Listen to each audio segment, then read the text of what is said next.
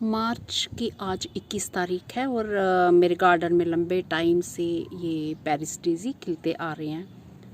तो इस पे मैंने जानकारी वीडियो नंबर मेरा ख्याल से 1498 ऐसा ही है कुछ, तो उस पे मैंने पूरी जानकारी दी हुई है। और इस बार ही मैंने ग्रो करना सिखाए थे, जैसे 7-8 तरह के ग्रो करना सिखाए थे तो डाल दिए थे। तो आज मैं सीड कलेक्ट करना सिखाऊंगी कि इनके सीड किस तरह से कलेक्ट करते हैं। और कई भाई बहन कंफ्यूज होते हैं इनके फ्लावर से, जो एनुअल क्रिसैंथेमम होते हैं। तो ये देखिए, ये ऐसे छोटे साइज़ के हैं, इनमें बड़े साइज़ के भी आते हैं और पिंक और येलो पेटल्स वाले भी होते हैं।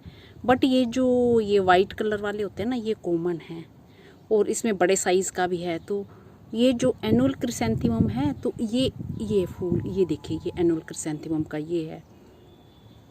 और इसके सीड भी अलग तरह के होते हैं, मैं दिखाऊंगी। और ये जो पेरिस डेज़ी, एनुअल क्रिसैंथेमम को भी पेरिस डेज़ी कह दिया जाता है, ये इस तरह से। और एनुअल क्रिसैंथेमम के ये पत्ते अलग से दिखते हैं और इनके थोड़े अलग से होते हैं।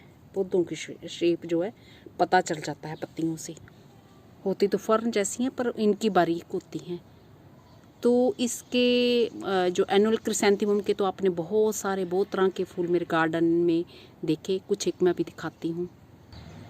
जैसे कि ये फूल देख रहे हैं, ये एनुअल क्रिसैंथेमम का, और बिल्कुल वाइट कलर के भी होते हैं और येलो के भी, डबल शेड वाले भी। तो इस तरह से भी होते हैं इनके, ये देख रहे हैं, ये ऐसे। और इनके सीड पोड कुछ इस तरह से होते हैं, ये ऐसे। तो आपको नीचे से दिखाती हूँ ये पेरिस डेज़ी की ये जो पत्ते हैं, और ये भी पेरिस डेज़ी के ये पत्ते हैं, और ये एनुअल क्रिसैंथेमम के ये फ़र्क आपको नज़र आ रहा होगा। ये देखिए, ऐसे ये दिखाए हैं, ये बारीक बारीक हैं, ये बहुत थोड़े चौड़े से होते हैं। तो ये स्पेन का नेटिव है। पूरी जानकारी मैं अभी नहीं दूंगी, बस सीड के बारे में बताऊंगी। तो ये गुच्छों में ढेरों फ्लावर्स आते हैं इनके, और कई जगहों में ये पेरिनियल की तरह होते हैं। जैसे जो थोड़ी ठंडी जगह होती हैं तो वहाँ पे गर्मियों के मौसम में भी ये खिलते हैं। तो हमारे यहाँ बस ये एनुअल के तौर पे ही लगते हैं, और कई बार पौधे इसके मैंने देखा बच जाते हैं, और अगर अच्छी केयर की जाए तो बरसात के टाइम भी फिर इनमें फूल जो है आ सकते हैं। तो पिछली बार भी मेरे 1-2 पौधे बचे थे, फिर मुझे गमले चाहिए थे, मैंने हटा दिए थे। तो इस बार देखूंगी, अगर कोई अद्धा पौधा अगर मेरा बच गया तो फिर मैं देखूंगी इसमें बरसात के टाइम क्या रहता है। तो अब फूल इसके जो कैसे चुनने हैं, तो सीड, इसके जो सीड ऐसे चुनने हैं जैसे ये फूल पूरे ड्राई हो जाते हैं ये। तो ये सेंटर वाला जो हिस्सा है, ये सेंटर वाला हिस्सा, तो ये इसके सीड हैं, इसमें सीड हैं। और सीड इसके एनुअल क्रिसैंथेमम की तरह नहीं दिखाई देते। मैं बताती हूँ आपको कि किस तरह से इनके जो सीड्स होते हैं। तो ये मैं फ़र्क बताती हूँ। ये एनुअल क्रिसैंथेमम का फ्लावर है, ये इस तरह से होते हैं, और ये अंदर ये ढेरों ऐसे सीड भरे होते हैं। ये ऐसे टच करने से, ये छूने से ये इस तरह से लगते हैं, ये ब्लैक ब्लैक दिख रहे हैं ना ये। और इनका ये है कि एनुअल क्रिसैंथेमम को आप जितने भी आप ग्रो करो, सारे के सारे ग्रो हो जाते हैं। बट ये जो पेरिस डेज़ी में ऊपर दिखा रही हूँ, ये पूरे नहीं लगते हैं, इसलिए इनके जब भी सीड चुनो तो कुछ ज़्यादा ही चुनो, थोड़े नहीं चुनने हैं। तो पेरिस डेज़ी का सीड कुछ इस तरह से, ये सूखा हुआ ये है इस तरह से।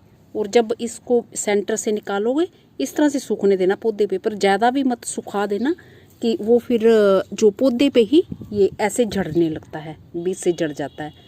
तो सीड दिखता नहीं है, बट यही सीड होता है। ये ऐसे सीड, मतलब ऐसे टच करने से ऐसे लगता नहीं है, फूस जैसा दिखता है, ऐसे खाली फूस जैसा दिखता है कि ऐसे यही सीड है इसका।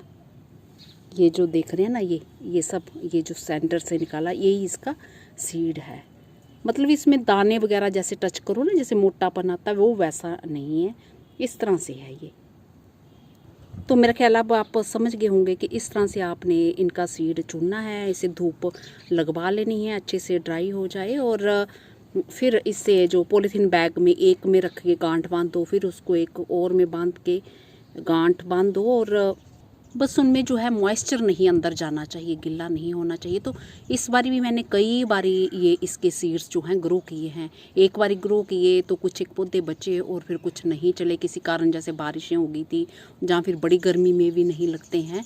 तो हमारे यहाँ जो है अक्टूबर महीने में इसके सीड जो ग्रो किए जाते हैं, और कुछ एक नवंबर के पहले हफ्ते आप लगा सकते हैं जब थोड़ा मौसम अच्छा होता है। तो जब गर्मी होती है शुरू में पौधे पीले पीले लगते हैं। तो इसी तरह से बस इसके सीड खूब सारे चुनने हैं ताकि आप थोड़े थोड़े टाइम के बाद वो ग्रो कर पाएँ जब ग्रोइंग सीज़न इसका चल रहा होता है। तो मेरा ख्याल है आप समझ गए होंगे, और खूब सारे सीड इसके रखने हैं। तो मेरे गार्डन में ये इतने सारे खिले थे, मैं वीडियो स्पेशली इन पे बनाना चाहती थी बट मैं बना ही नहीं पाई क्योंकि दूसरे सारे फ्लावर्स पे बनाने में टाइम लग गया, और तब तक ये जो फिर सीड भी बनाना इन्होंने शुरू कर दिया।